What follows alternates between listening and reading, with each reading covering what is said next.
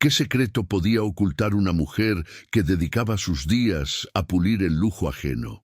Para Alejandro Vargas, un hombre que lo tenía todo menos una razón para vivir, la respuesta estaba a punto de destrozar su mundo y reconstruirlo desde sus cenizas.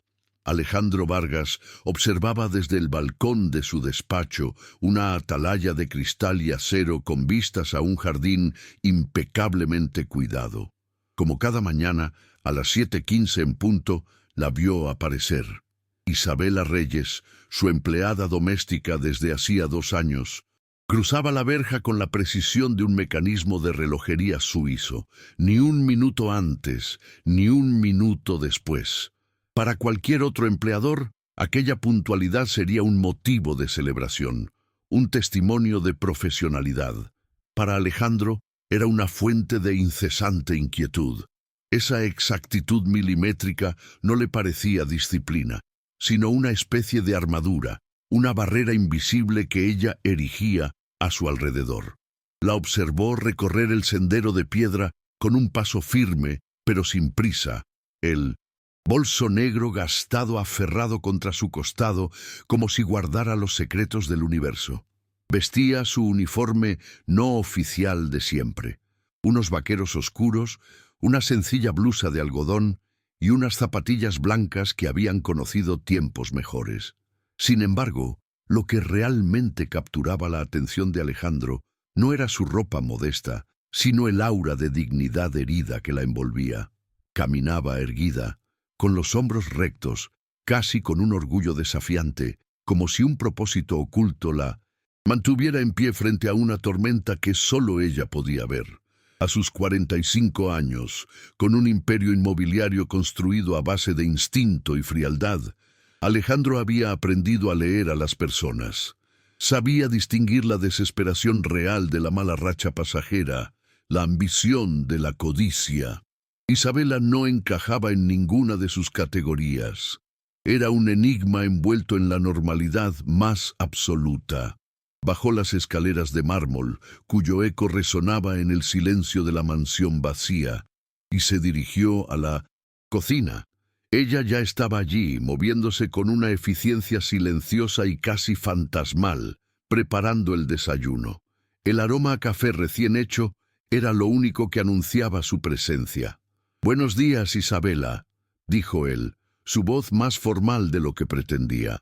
«Buenos días, señor Vargas», respondió ella, cortés, neutra, sin una pizca de la calidez que uno esperaría tras 2 años de convivencia diaria. Él tomó el periódico, fingiendo leer, mientras la observaba de reojo. Cada movimiento de Isabela era económico, preciso. No había gestos innecesarios, ni dudas, ni errores. En 2 años no recordaba haberle repetido una sola instrucción. Era como si hubiera canalizado toda su energía vital en ser la empleada perfecta, impecable, invisible. «Isabela», dijo él mientras se sentaba a la imponente mesa de roble, «¿te apetece tomar un café conmigo? Esta mesa es demasiado grande para uno solo».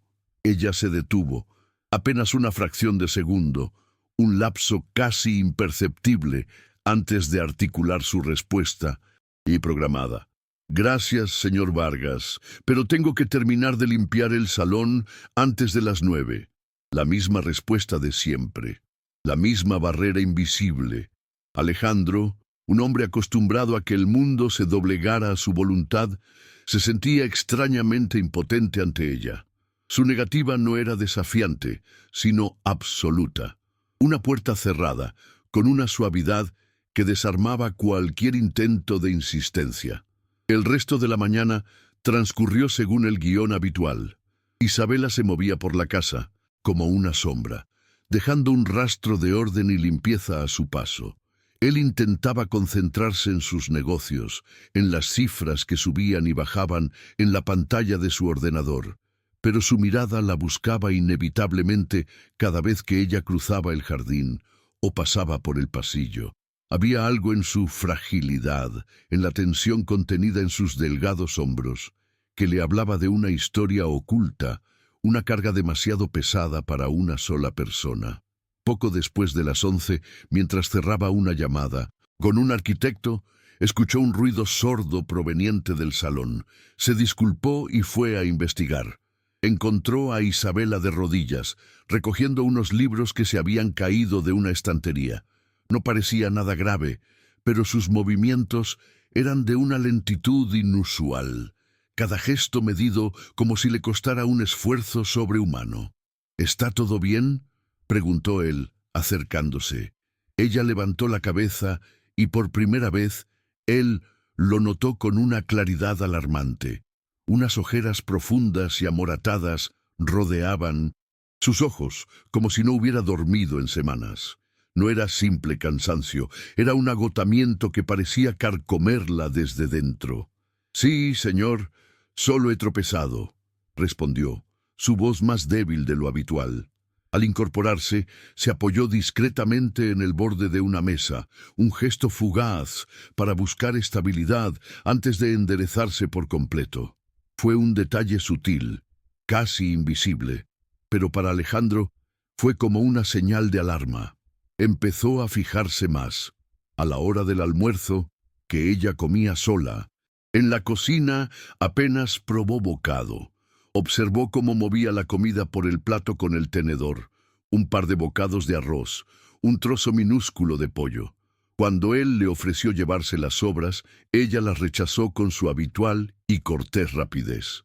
«Tengo comida en casa, gracias». Otra mentira amable.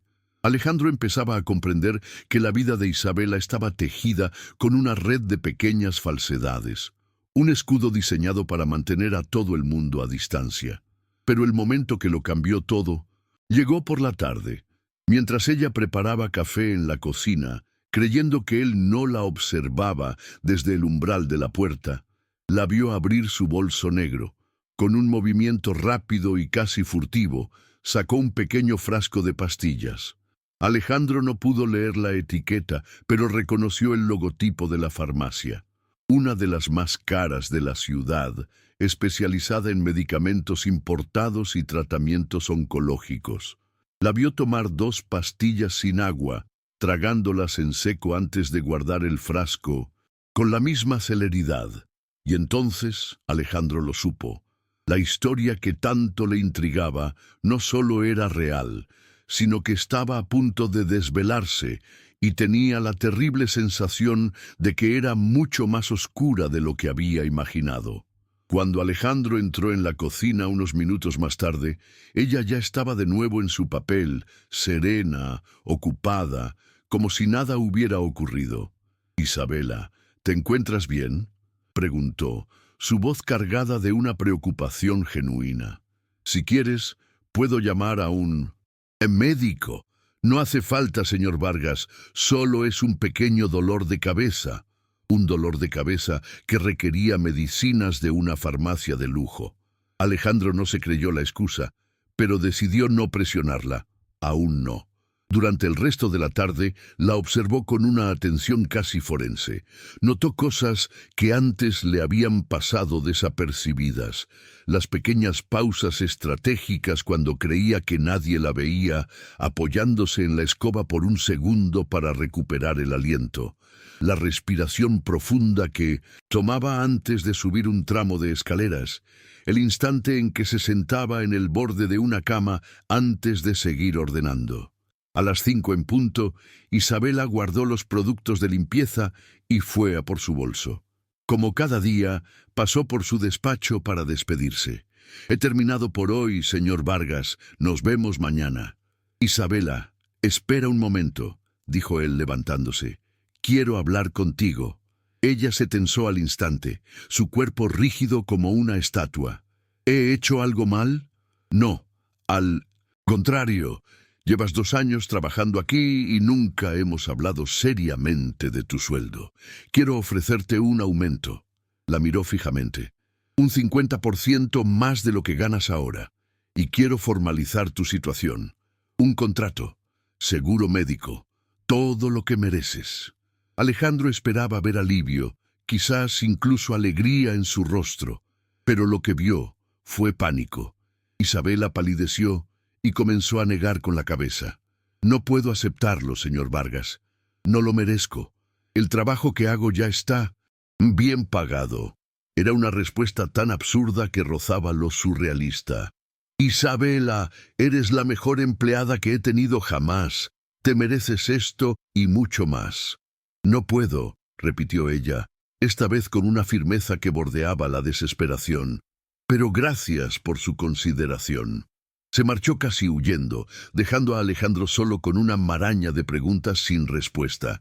Nadie en su sano juicio rechazaría una oferta así sin una razón de peso. Y él estaba decidido a descubrir cuál era. Esa noche, la casa se le antojó más grande y vacía que nunca. No pudo sacársela de la cabeza. A la mañana siguiente, mucho antes de las 7, ya la esperaba en el porche. Cuando la vio cruzar la verja, notó una lentitud casi imperceptible en sus pasos, como si cada uno fuera un gasto de energía cuidadosamente calculado. Durante el desayuno, intentó un nuevo acercamiento. «Isabela, ¿vives lejos de aquí?» «No muy lejos, señor». «¿Tienes familia?» Ella dudó. Un silencio que duró una eternidad. «Tengo una hija». Fue la primera vez en 2 años que le ofrecía un dato personal, una pequeña grieta en su armadura. Alejandro sintió que era una victoria, pero también percibió el dolor que teñía esas 3 palabras. «¿Cuántos años tiene?» 8. «Debe de ser una edad preciosa», comentó él. Isabela no respondió. Se limitó a recoger los platos, pero él alcanzó a ver cómo sus ojos se humedecían justo antes de darse la vuelta. Fue a las 2 de la tarde, mientras Isabela pasaba la aspiradora en la biblioteca, cuando ocurrió el desastre. De repente, el zumbido del electrodoméstico se detuvo. Alejandro levantó la vista de sus papeles y la vio apoyada contra la pared, con los ojos cerrados. Al principio pensó que solo estaba descansando, pero entonces vio cómo sus piernas empezaban a temblar. Intentó dar un paso y su cuerpo se desplomó. La aspiradora cayó con un golpe seco e Isabela quedó tendida en el suelo, inmóvil. Él corrió hacia ella. Su piel estaba pálida, casi translúcida. Su respiración era entrecortada y su pulso acelerado. La levantó con cuidado, sintiendo lo ligera que era, y la llevó hasta el sofá. Marcó el número de emergencias. «No», murmuró ella, abriendo los ojos confundida. «No llame a ningún médico. Isabela, te has desmayado. Necesitas ayuda profesional». «He dicho que no, por favor». Su voz era un ruego desesperado, cargado de un miedo irracional. «Estoy bien». Pero no lo estaba, y ambos lo sabían. En sus ojos había una desesperación pura y aterradora. «¿Cuándo? ¿Y fue la última vez que comiste algo decente?», preguntó él con suavidad. «¿Y que dormiste una noche entera?» Silencio. «¿Qué está pasando, Isabela? ¿Por qué te matas a trabajar y rechazas cualquier tipo de ayuda? ¿Qué es lo que te aterra tanto de los médicos?» Fue entonces cuando ella se rompió.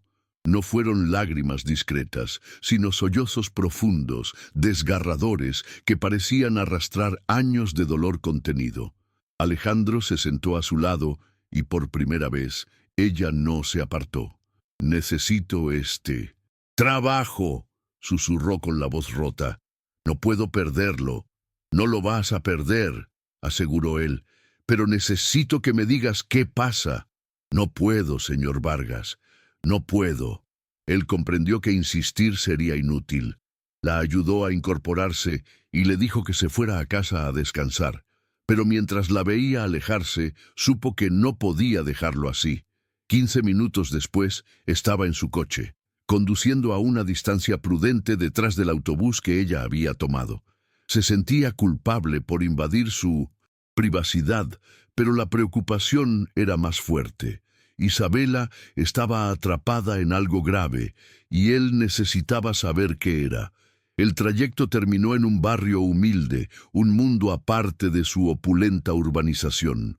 La siguió a pie mientras ella caminaba deprisa, esquivando a la gente, hasta que se detuvo frente a un edificio blanco y austero que Alejandro reconoció al instante. El hospital público municipal. Un nudo se le formó en el estómago.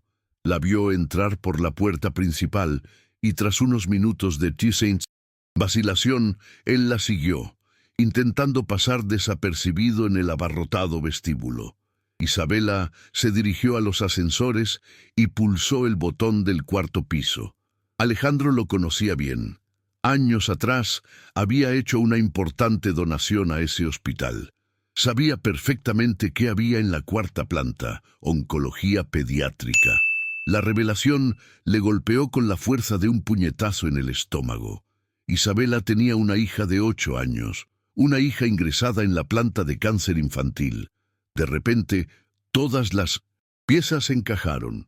El agotamiento extremo, las pastillas de la farmacia cara, el miedo a perder el trabajo, su negativa a aceptar un aumento que implicara un contrato y, por tanto, un escrutinio de su vida. No trabajaba para vivir, luchaba para mantener con vida a su hija. Subió por las escaleras sintiendo el peso de cada peldaño. El pasillo de la cuarta planta olía a desinfectante y a una tristeza densa, palpable. Vio a familias sentadas en bancos, con las miradas perdidas, y entonces la vio a ella. Isabela estaba en una silla de plástico azul junto a la puerta entreabierta de una habitación, y sonreía. No era la sonrisa educada y distante que mostraba en su casa, sino una sonrisa real, cálida, desbordante de un amor infinito. «Mami ha traído el libro que pediste», la escuchó decir con una voz suave, llena de ternura. Alejandro se acercó lo suficiente para ver por la rendija de la puerta. Lo que vio le rompió el corazón en 1000 pedazos. Una niña pequeña, frágil, sin pelo, con la piel pálida y conectada a varias máquinas, pero sus ojos brillaban con una valentía feroz. «Mami, ¿estás cansada?», preguntó la niña con una percepción que desmentía su edad. «No, mi amor, estoy bien.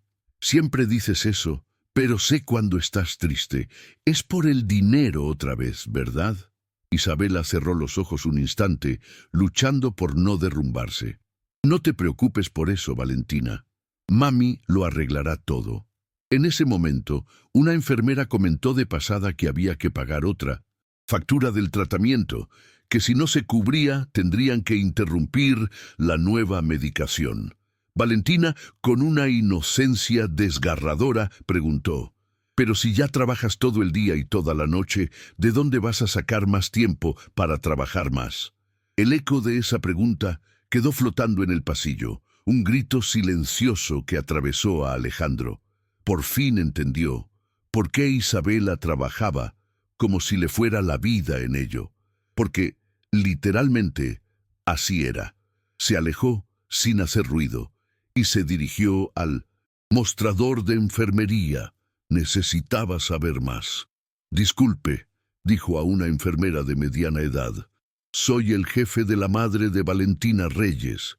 Acabo de enterarme de la situación y quiero ayudar». La expresión de la enfermera se suavizó. «Valentina tiene leucemia linfoblástica aguda. Con la terapia adecuada, las posibilidades de curación son altas, de un 80%. Pero el tratamiento es muy largo y extremadamente caro. Isabela ha gastado todos sus ahorros y trabaja sin descanso, pero no es suficiente. Necesita unos fármacos importados que el sistema público no cubre. ¿Y si no los recibe?», preguntó Alejandro, temiendo la respuesta. La mirada de la enfermera lo dijo todo. Cuando volvió a la habitación, Isabela leía un cuento de hadas a Valentina, cambiando la voz para cada personaje. «Mami, cuando salga de aquí, podremos tener una casa nuestra, una pequeña, pero con un jardín para plantar flores, y así no tendrás que trabajar tanto». Las lágrimas se deslizaron silenciosamente por el rostro de Isabela. «Soy feliz cuando estoy contigo, princesa. No necesito nada más». A las 6, Isabela se despidió de su hija con un beso, prometiendo volver temprano. Alejandro la siguió de nuevo, esta vez dentro del hospital. Ella no se dirigió a la salida. En lugar de eso, Tomó el ascensor hacia el sótano. Él esperó al siguiente. El sótano era aún más lúgubre que la planta de oncología. Entre la lavandería y los almacenes, en un rincón mal iluminado, había una zona improvisada, con colchones viejos y mantas raídas. Vio a Isabela extender una manta delgada sobre uno de esos colchones desgastados. A su lado, una bolsa de plástico con una muda de ropa y un paquete de galletas. Sacó una libreta y empezó a hacer cuentas. Vio cómo, de su bolso, sacaba un brazalete de oro y un anillo, seguramente sus últimas posesiones de valor sentimental. Los acarició un momento, como despidiéndose de un recuerdo sagrado, y los volvió a guardar. Estaba a punto de vender lo último que le quedaba. Alejandro se alejó, con la cabeza dando vueltas y el corazón encogido. Se sentó en su coche durante casi una hora, asimilando la magnitud de la tragedia silenciosa de Isabela. Durante 2 años la había juzgado en silencio, la había visto como un enigma, sin preguntarse jamás por qué. Ahora lo sabía todo, y sabía que no podía seguir siendo un espectador. Tenía el poder de cambiarlo todo. La cuestión era cómo hacerlo sin arrebatarle a Isabela lo único que le quedaba, aparte de su hija, su dignidad. Esperó hasta el día siguiente, después del almuerzo. La encontró en la biblioteca ordenando. Entró y cerró la puerta. «Isabela, siéntate. Necesito hablar contigo». Ella se tensó. «He hecho algo mal, señor Vargas». «No, el que ha hecho algo mal he sido yo». Se sentó en el borde del sofá, preparándose para lo peor. «Ayer te seguí». El rostro de Isabela se volvió blanco. «Lo sé todo sobre Valentina». Las palabras quedaron suspendidas entre ellos. Vio cómo el último vestigio de su compostura se desmoronaba. «¿Puedo explicarlo?», susurró. «No tienes nada que explicar. El que debe disculparse soy yo». Durante 2 años, ella había llevado la carga más insoportable que una madre puede soportar, y él nunca se había molestado en preguntar. Cuando se lo dijo, Isabela rompió a llorar, un llanto desbordado, una mezcla de alivio y desesperación. «Por favor, no me despida», suplicó. Temía que pensara que no podría trabajar bien, que faltaría demasiado. «Nunca vas a perder este trabajo». La interrumpió él con suavidad. «Pase lo que pase, este puesto es tuyo». Ella levantó la mirada. «Pero le he mentido». «No me mentiste, Isabela. Protegiste a tu familia. Hay una gran diferencia». Respiró hondo. «Ahora cuéntamelo todo». Y ella lo hizo. Le contó la historia desde el principio, el diagnóstico, la desesperación, la venta de todas sus posesiones, las noches en el sótano del hospital. «Isabela, ¿por qué no me lo dijiste? Podría haberte ayudado». «Porque tenía miedo», confesó ella. Miedo de su lástima, de que pensara que buscaba caridad. No sería caridad, sería ayuda. Para mí es lo mismo. Él entendió entonces que para ella aceptar ayuda era admitir su fracaso como madre. Era una cuestión de dignidad. «Yo pagaré todo el tratamiento de Valentina», anunció él. «No». La respuesta fue inmediata, rotunda. «¿Por qué no?» «Porque es mi responsabilidad».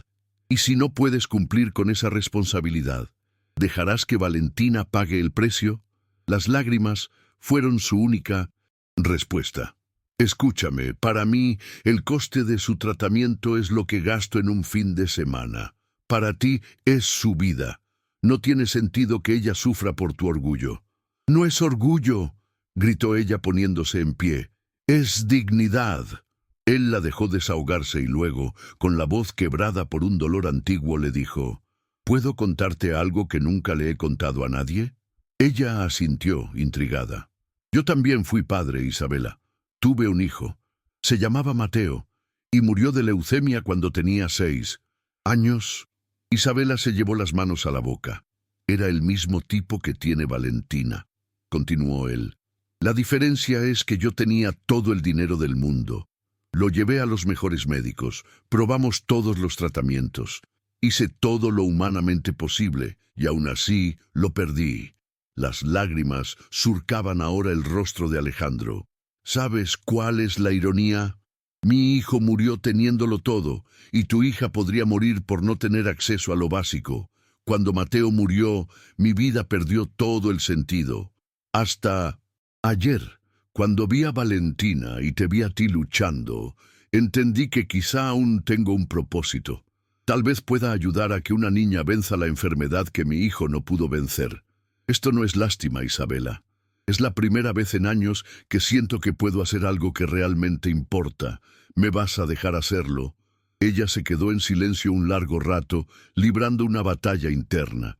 Finalmente, levantó la vista. Si acepto, será con condiciones, dijo con voz firme.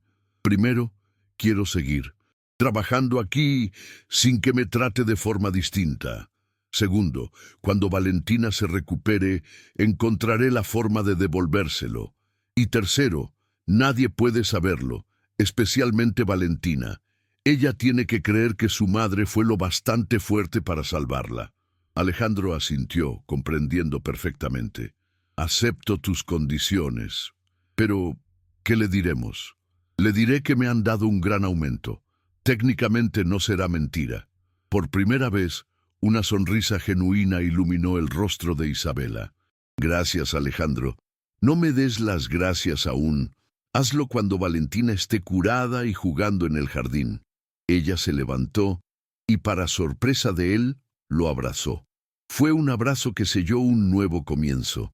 A la mañana siguiente, había algo diferente en el aire. Buenos días, Alejandro, dijo ella al llegar. Era la primera vez que lo llamaba por su nombre. Esa tarde la acompañó al hospital. En la habitación, Valentina lo recibió con una sonrisa curiosa. Tú eres el Alejandro del trabajo de mamá, dijo la niña. Y tú eres la Valentina de la que tu mamá me habla todo el tiempo, respondió él. Dice que eres la niña más valiente del mundo. Se sentó a su lado y hablaron. Alejandro le contó sobre su hijo Mateo, con una honestidad que desarmó a la niña. ¿Querías conocerme porque te recuerdo a él?, preguntó Valentina con una madurez asombrosa.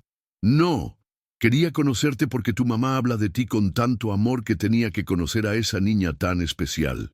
Más tarde, Alejandro se reunió con el oncólogo, el doctor Morales. Doctor, quiero que Valentina reciba lo mejor de lo mejor. No escatime en gastos. El médico le explicó que existía un tratamiento premium, con fármacos de última generación y menos efectos secundarios, que elevaba las probabilidades de curación al 95%. A partir de ahora, Valentina recibirá ese tratamiento, sentenció Alejandro. También organizó una habitación privada para ella. Los siguientes 6 meses transformaron sus vidas. Alejandro se convirtió en una presencia constante en el hospital. Le llevaba libros a Valentina, jugaban, dibujaban. Entre ellos nació un vínculo profundo, el de un padre y una hija reencontrados. Su relación con Isabela también evolucionó. Dejaron de ser jefe y empleada para convertirse en amigos, en confidentes, en una familia improvisada. Una noche, ella le confesó que el padre de Valentina las había abandonado al conocer el diagnóstico. No te merecía, dijo Alejandro, ninguna de las dos. Un día, el doctor Morales los llamó a su despacho con una sonrisa que no le cabía en el rostro. Tengo noticias maravillosas. Los últimos análisis muestran una remisión completa. No hay ni rastro de la leucemia. Isabela se derrumbó en la silla, llorando de puro alivio. Alejandro sintió que las piernas le fallaban. Lo habían logrado. 2 semanas después, Roberto, Isabela y una Valentina radiante y con el pelo empezando a crecer, estaban en el porche de una casa nueva. No era una mansión, sino un hogar acogedor con un gran jardín. Sofía, ¿recuerdas el dibujo que hiciste de nuestra familia en el hospital?, preguntó Alejandro. He comprado esta casa para que ese dibujo se haga realidad. Me gustaría que vivierais aquí conmigo, como una familia de verdad. Valentina miró a su madre con los ojos llenos de esperanza. Mami, ¿podemos? Alejandro se arrodilló, tomando las manos de ambas. En estos meses os habéis convertido en lo más importante de mi vida. Isabela, me he enamorado de tu fuerza, de tu valentía. Y, Valentina, tú me has enseñado a vivir de nuevo. Os quiero a las dos. ¿Me permitiríais cuidar de vosotras para siempre? Eso significa que serás mi papá, gritó Valentina saltando de alegría. Isabela, entre lágrimas, solo pudo asentir. Pero Alejandro tenía un plan más grande. Con todo el dinero que he acumulado, les anunció durante la cena, voy a crear una fundación, un lugar para ayudar a otras familias con niños enfermos que no pueden pagar sus tratamientos. Se llamará el Instituto Mateo y Valentina, en memoria del hijo que perdí y en honor a la hija que la vida me regaló. Miró a Isabela. Y quiero que tú la dirijas. Nadie sabe mejor que tú por lo que pasan esas familias. Un mes más tarde, en la pequeña capilla del hospital donde todo había comenzado, Alejandro e Isabela se casaron. Valentina, vestida de rosa, fue la dama de honor, llevando un ramo de margaritas que ella misma había plantado en su nuevo jardín. El doctor Morales, las enfermeras y las primeras familias, ayudadas por la fundación, llenaban los bancos. Era una celebración de la vida y de las segundas oportunidades. Esa tarde, de vuelta en casa, Alejandro observaba a Isabela y Valentina jugar entre las flores. Había encontrado algo que el dinero nunca podría comprar: una familia, un propósito, y mientras la brisa del atardecer mecía suavemente las margaritas, supo, con una certeza absoluta, que por fin había encontrado la verdadera riqueza.